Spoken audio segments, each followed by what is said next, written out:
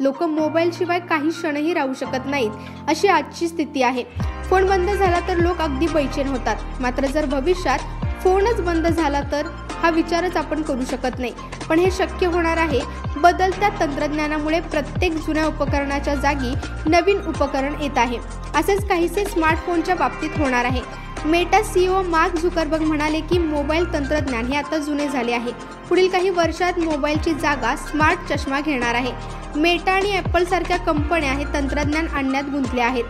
भविष्यात लोक mobile phone फक्त अगदी काही कामांसाठी वापरतील. रेबँडसह मेटा असे चष्मे बनवण्यात व्यस्त आहे. सॅमसंग आणि गुगल सारख्या कंपन्या देखील AI फीचर्स असलेले स्मार्ट ग्लासेस लॉन्च करण्याच्या तयारीत आहेत. स्मार्ट चष्मे प्रगत तंत्रज्ञानाद्वारे डिजिटल वैशिष्ट्यांसह अनेक सुविधा प्रदान करतील.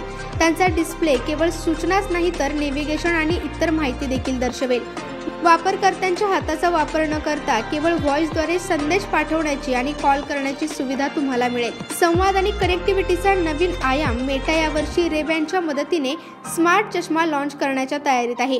यामध्ये एक डिस्प्ले जोडला जाईल जो युजर्सना नोटिफिकेशन दाखवू शकेल. झुकरबर्ग म्हणाले की यामुळे डिजिटल गोष्टींकडे पाहण्याचा आपला दृष्टिकोन बदलेल. हा संवाद आणि कनेक्टिव्हिटीचा नवा आयाम असेल.